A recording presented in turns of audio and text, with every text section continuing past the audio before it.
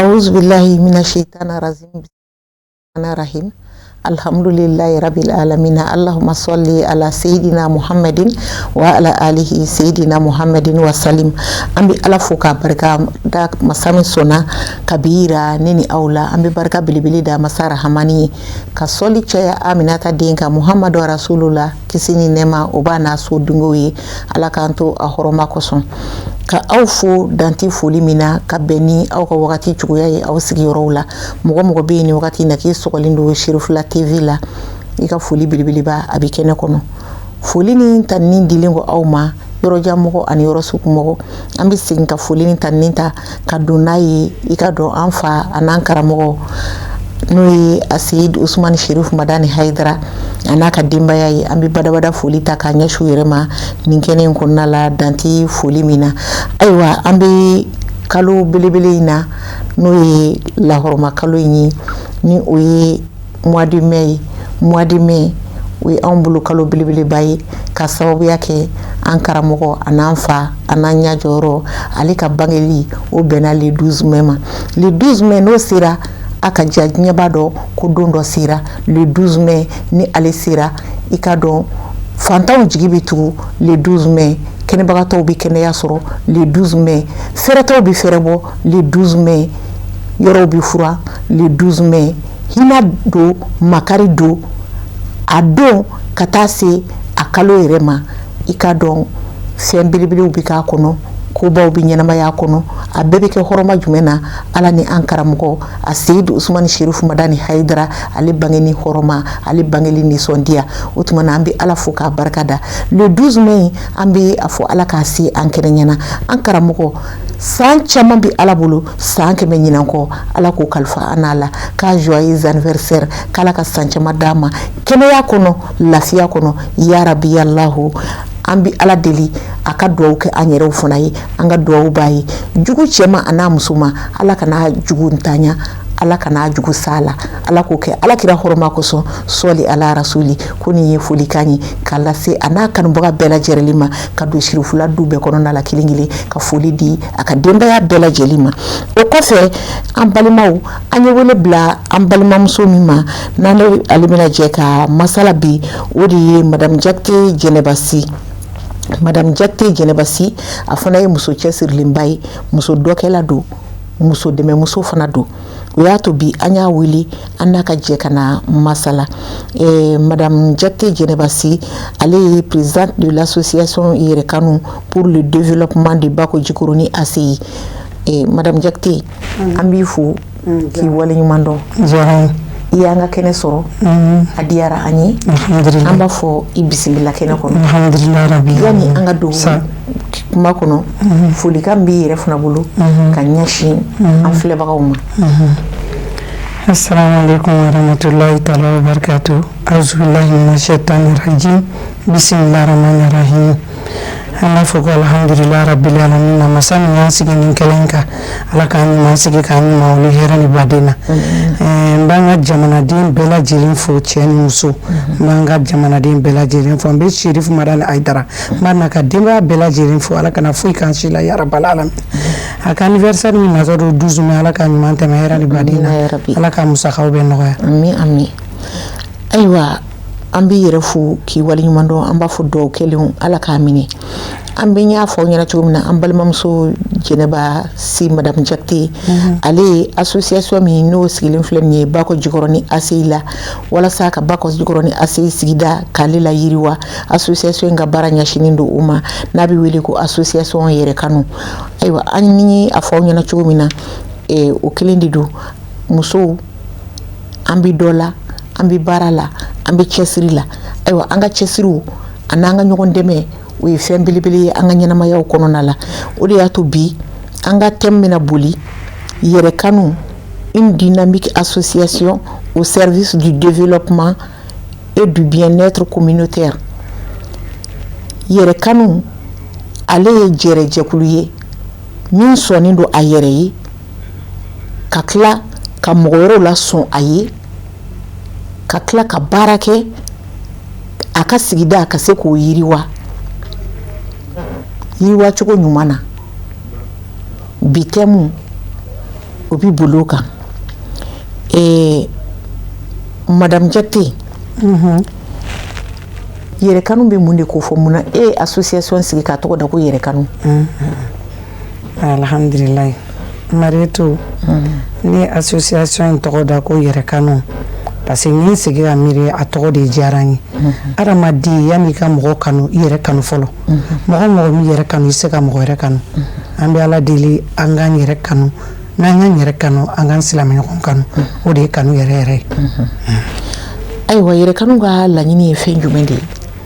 bon an ka association na an bɛ baara caman kɛ an bɛ safinɛ dilan kɛ an bɛ galadon kɛ an bɛ agroalimentaire kɛ dumuni bayɛlɛmani an bɛ fɛn caman de kɛ bon ne yɛrɛ kɔni muso cɛsirilen o foyi tɛ cɛsiri bɔ adamaden i ka fɛn bɛɛ mɔnɛ bɔ adamaden na diɲɛ kɔnɔ o ye baara de ye n'an ye baara kɛ an bɛɛ bɛ lafiya diɲɛ bɛ se yɔrɔ dɔ la mɔgɔ se mɔgɔ kɔrɔ dɛ Marietou donc o de la muso cɛsirilen minnu bɛ ne bolo ani muso jilajalen minnu bɛ ne bolo kalo o kalo an bɛ taa wari dɔ bila kɛsu kɔnɔ bon ne ka association fɛnɛ n'i bɛ don i bɛ carte ta i bɛ carte ta 400 o b'a yira k'a f'i ye membre ye donc muso cɛsirilen minnu bɛ ne ka association kɔnɔ kalo o kalo an bɛ se ka baara kɛ siɲɛ 2 n'an ye safinɛ dilan kɛ dɔ la an bɛ bayɛlɛmali kɛ dɔ la an bɛ galadon kɛ dɔ la donc muso cɛsirilen minnu bɛ ne bolo ne tɛ dɛ olu de don n'i y'a mɛn ko jɛ kulu mɔgɔw de bɛ se ka courage do présenter la vraiment ne ka jɛkulu musow jijalen don n b'u apprécier wagati bɛɛ ni y'u wele réunion na an bɛ réunion kɛ chaque mois siɲɛ 1 an bɛ ɲɔgɔn dalajɛ ka kuma ayiwa an b'i fo la i da sera aw ka baarakɛta kunbabaw ma ne ko n ko association ka laɲini a ka laɲini ye fɛn jumɛn ye a sigira kun jumɛn kama bon ne ye association in sigi parce que ne ɲɛ b'a la tɔɔrɔ min bɛ musow kan depuis ne ma n ka association sigi tɔɔrɔ min bɛ musow kan ni degun min bɛ musow kan muso dɔw bɛ u cɛ banna se t'u ye dabali t'u ye u tɛ se foyi la bon hadamaden do bi ni se baara la a ka gɛlɛn i ka se ka ko dɔ k'i yɛrɛ ye bon minnu fana ye yatimɛdenw ye bon e fa tɛ yen nɔ e ba min don o ye maɲumantɔ ko la ne bolo ni ba sera ka baara dɔ sɔrɔ k'o kɛ ɲɛnamaya kɔnɔ o baara in bɛna se ka du ladumuni don n'a nalaw la o baara in bɛ se ka di denw ma a bɛ se ka di mɔdenw ma don n'a nalaw la foyi tɛ hadamaden kɛ hɔrɔn ye ni baara tɛ ayiwa an b'i fo k'i waleɲuman dɔn i ka nin walawalali cogo ɲuman in na i ye min fɔ tan don kelen t'a jɛ baara de bɛ mɔgɔ kan hɔrɔnya baara ale de bɛ jɔnya juru tigɛ ka bɔ adamaden kan na baarabaliya ale de fana bɛ adamaden kɛ jɔn ye hali n'a y'a sɔrɔ i tɛ jɔn ye o tuma ala k'an kɛ baarakɛlaw ye o kɔfɛ i y'a yira k'a fɔ i ka association ko musow b'a kɔnɔ ko e yɛrɛ tɛ k'i ka musow don ayiwa e ka muso bɛ taa muso joli la association kɔnɔ association sigilen tile ani sisan cɛ a bɛ wagati jumɛn bɔ bon ne ka association sigilen ni sisan cɛ a bɛ sanji 6 bɔ bon vraiment muso min bɛ ne bolo bi don bɛ komi bi jama yɛrɛ bɛ ne kɔ yɛrɛ de parce que ka da kan n'i bɛ baara kɛ e tɛ taa mɔgɔ ɲini ne ye baarakɛla ye mɔgɔ de bɛ nin ɲini donc ni mɔgɔw jɛra ka ko dɔw kɛ u ye prévu sɔrɔ u y'a dɔn k'a fɔ i ye danaya mɔgɔ ye u y'a dɔn k'a fɔ i ye baarakɛla u bɛ tugu i kɔ fɛn in tɛ o kɛwale de don ayiwa an b'i fo k'i waleɲuman dɔn i ka nin walawalali cogo ɲuman in na ayiwa i y'a yira k'a fɔ aw ka association u y'a ye k'a fɔ baara de bɛ ka k'a kɔnɔ u ye danaya yɔrɔ de sɔrɔ i la o de la u tugura i kɔ ayiwa e fana bɛ se ka mun fɔ an ye sisan e ka association in danfara min bɛ ani association tɔw ni ɲɔgɔn cɛ bon ne ka association danfara min b'a ni association tɔw cɛ diɲɛlatigɛ fɛn fɛn n'i b'a la minɛ ni sɛbɛ i ka organiser organisation parce que anw filɛ nin ye dɔgɔkun o dɔgɔkun anw bɛ wari dɔ bila kɛsu kɔnɔ bon mois kɔnɔ an bɛ se ka bilankɔrɔ kɛ siɲɛ 3 dɔw bɛ se ka na sa aw ka association na mun bilalen b'aw bolo n'o y'a sɔrɔ hali dɔrɔmɛ t'aw ka kɛsu kɔnɔ o dɛmɛ man di dɛ e dun ko k'e ye baarakɛla hali 200 t'e ka kɛsu kɔnɔ o fɛnɛ ma nɔgɔ dɔɔni a ye n dɛmɛ n ka wara la o k'a sɔrɔ a kun b'i bolo donc vraiment chaque fois ni nana i b'a sɔrɔ fɛn dɔ b'anw ka kɛsu kɔnɔ pour que an yɛrɛ bɛ se k'an ka wariniw bɔ tuma dɔw la ka safinɛw dilan bɛɛ bɛ taa feere k'i ka tɔnɔni sɔrɔ ka na na ni wari ye an bɛ continuer ka baara kɛ n'o tɛ k'a fɔ don min bɛ komi bi k'anw dɛmɛnen don an ka maɲumantɔ warini an bɛ ka baara kɛ n'o de don n'a nalaw la n'an ye dɛmɛbagaw sɔrɔ o fana bɛ se k'an dɛmɛ an ni association wɛrɛw ka baara kɛ mɔgɔninfin kelen kelen i kelen tɛ se ka foyi dilan diɲɛ kɔnɔ i nana mɔgɔ de bolo i bɛ taa mɔgɔ de bolo donc na association tigiw y'an kɔnɔna diya ɲɔgɔn ye ka ɲɔgɔn sen bila ka ɲɔgɔn bolo minɛ an bɛ se ka diɲɛlatigɛ fɛn bɛɛ kɛ. Ayiwa an b'i fo k'i waleɲuman dɔn. Diyara n ye. An ye faamuyali cogo ɲuman sɔrɔ i ka nin kumakan ninnu na. Diyara n ye. O fana kɔfɛ association in i y'a yira an na k'a fɔ danfara b'a aw ni tɔw cɛ o ye baara de ye. O kɔfɛ aw ka baara ninnu aw ka réalisation ɲɛsinnen don fɛn jumɛnw de ma kɛrɛnkɛrɛnnenya la kabini ni association in sigira fo kana se sisan ma aw ka baarakɛtaw aw bɛ fɛn jumɛn ni fɛn jumɛnw kɛ n'aw y'u kɛ a fɛn kɛlenw a musakaw bɛ lasago cogo di. Bon an bɛ baara minnu kɛ sisan nɔ jɛ de don n'an ye baaraw kɛ bɛɛ bɛ dɔ ta ka taa feere ni bɛɛ dɔ ta ka taa feere i b'i ka tɔnɔ sɔrɔ donc i bɛ segin ka na ni manangu ye o bɛ bila n'a bɛɛ feerela an bɛ tila tuguni ka taa baara kɛ kura ye. O baarakɛta ninnu na aw bɛ fɛn jumɛn ni fɛn jumɛnw de kɛ. Bon o baarakɛta ninnu na an bɛ baara caman kɛ an bɛ agroalimentaire kɛ u b'a fɔ ko bayɛlɛmani an bɛ fini ni juga ninnu dilan an bɛ dɛgɛjalanw dilan donc an bɛ safinɛ fana dilan wagati bɛɛ safinɛ min don an bɛ kulukoro dilan an bɛ gabakuruni dilan an bɛ farisogo ta dilan an bɛ omo dilan an bɛ safinɛji dilan. Ayiwa an b'i fo dante foli min na. Diyara n ye. I y'a yira sisan aw ka baara a kɛta ka ca nka n'i ye fini ninnu jateminɛ ka transformation ninnu jateminɛ agroalimentaire ninnu ka n'a ye k'a fɔ ko aw bɛ safinɛw fana dilan o ye fɛnw ye minnu a ka gɛlɛn ɲɔgɔn fɛ sabula safinɛ ale ye fɛn ye janto kan ka kɛ fɛn min na a kana se kɔnɔbara la ayiwa dumuni fana ale fana ye fɛn ye janto kan ka kɛ fɛn min na fɛn wɛrɛ kana se ale ma min ni kɔnɔbara t'i bɛn ayiwa aw bɛ nin bɛɛ dilan aw bɛ ninnu dilan cogo di ɲɔgɔn fɛ association kelen ka baara yali musow de tilalen don par équipe minnu ɲɛsinnen don baara in ma wa ou bien muso kelenw de b'a baara bɛɛ kɛ. donc musow de tilalen don par équipe donc an bɛ équipe dɔ wele ni safinɛ kan ka dilan olu bɛna safinɛ dilan donc ni bayɛlɛmani bɛ kɛ agroalimentaire an bɛ équipe wɛrɛ dilan o ka na o kɛ bon minnu fana ni galadon de ka d'u ye an bɛ olu équipe dilan c'est par équipe a baaraw tɛ se ka kɛ ɲɔgɔn fɛ safinɛ ni balo tɛ taa gala fana ni balo tɛ taa donc an b'a baaraw kɛ différemment de na par exemple n'an ye nin kɛ nin mois la mois wɛrɛ an bɛ taa dɔ wɛrɛ kɛ n'an ye safinɛ dilan nin mois la mois wɛrɛ an bɛ taa bayɛlɛmali kɛ min bɛ da o kan an bɛ se ka taa galadon kɛ o n'a ɲɔgɔnnaw. Ayiwa muso ninnu ka formation in na safinɛ dilanmuso bɛ se ka juga dilan wa safinɛ dilanmuso bɛ se ka gala don e fɛ yen wa juga dilanmuso bɛ se galadon na wa o bɛ se ka safinɛ fana dilan wa ou bien équipe de fana don ni min bɛ min fɛ i bɛ taa o branche kan. équipe de don n'a sɔrɔla n'i ye formation min kɛ n'o attestation b'i bolo i bɛ to o baara kɛ o équipe don ka baara e bɛ na o équipe la ka na baara kɛ n'o tɛ anw yɛrɛ ni association caman bɛ baara kɛ par exemple FAO Mali anw n'u bɛ baara kɛ an n'u bɛ safinɛ dilan kɛ an n'u bɛ bayɛlɛmani kɛ an n'u bɛ galadon kɛ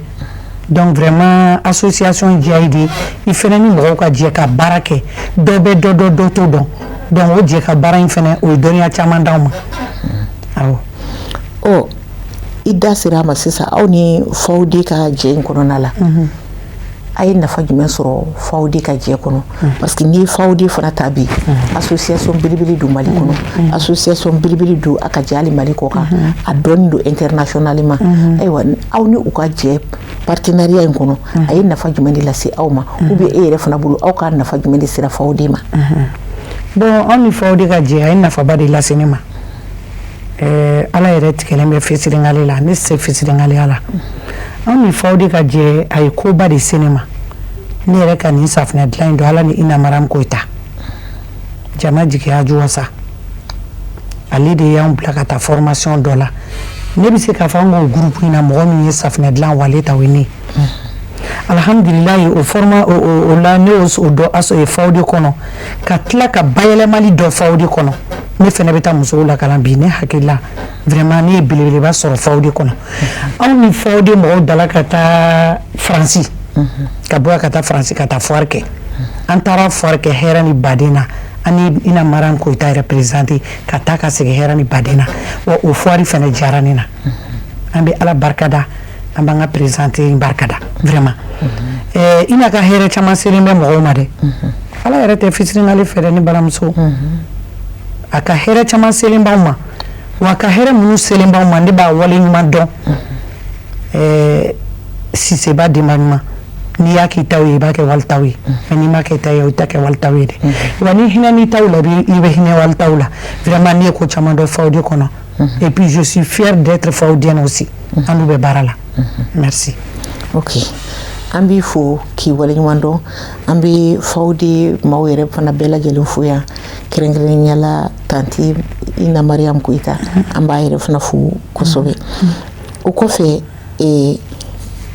I y'a fɔ n ye FAO de ye nafa min lase aw ma ayiwa aw yɛrɛ fana min bɛ FAO de la aw yɛrɛ fana bɛ mun de kɛ FAO de ye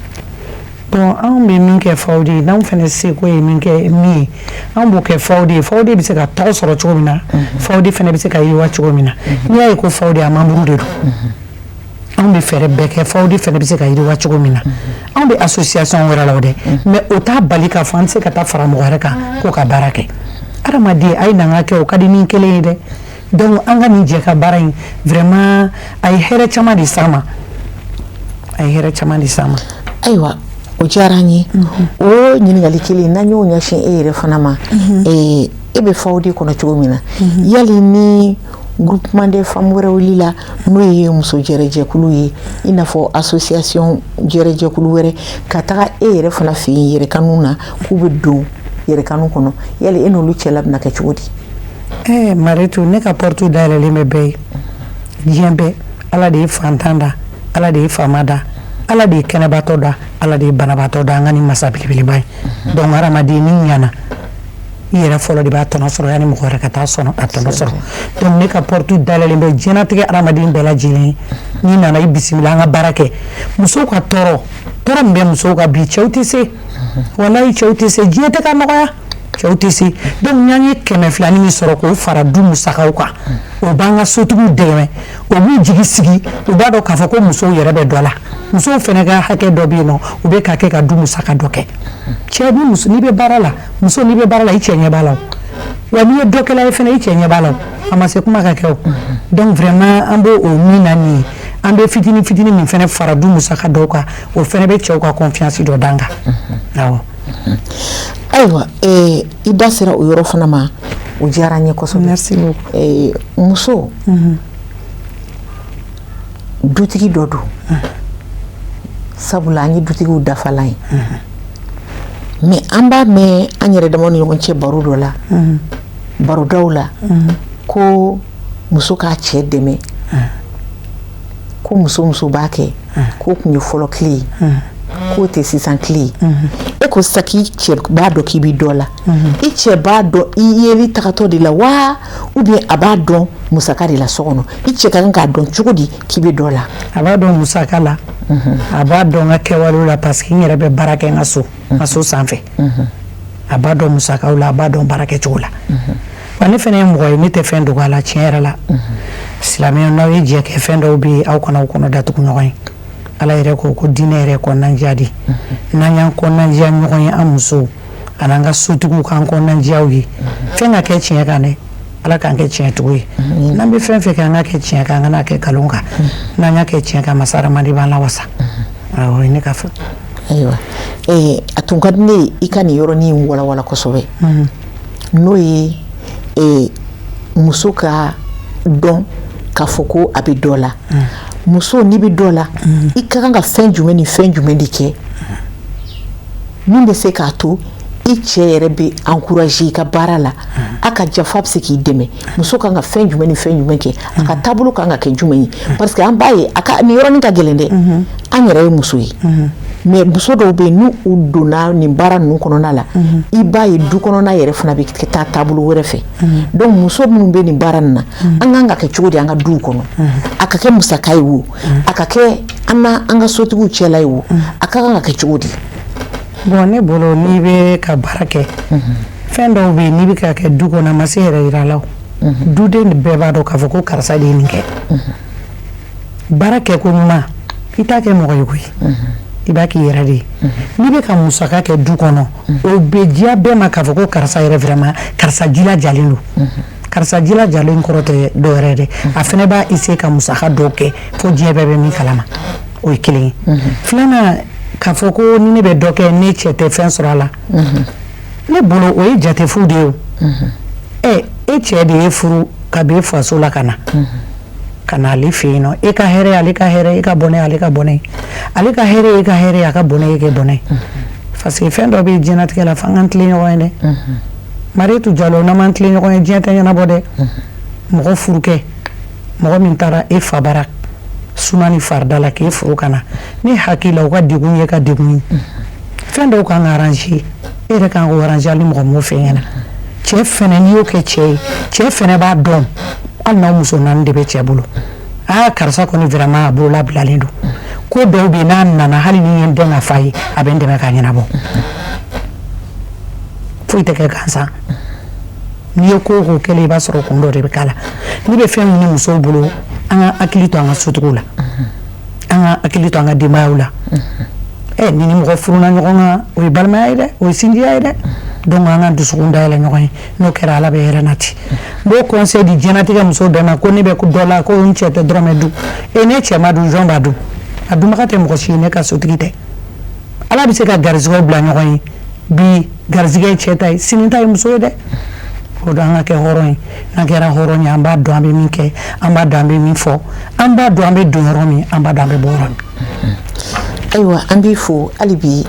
nin yɔrɔnin an bɛ munumunu nin yɔrɔnin kɔnɔ dɔɔnin sabula don bɛɛ tɛ kɛ nin kuma sugu ye don bɛɛ tɛ kɛ nin baro sugu ye ayiwa e ko ni fɛn sɔrɔla ko ni cɛ de y'a dunbaga ye ni cɛ m'a dun cɛ bɛna dun n'a y'a sɔrɔ an bɛ sinaya furu la dun o fana bɛ kɛ cogo di sabula mɔgɔ kelen hakili kelen mɔgɔ fila hakili fila dɔw fana ka hakili n'a ye ko ni n dafara ka ban ko ni n cɛ ko danfara da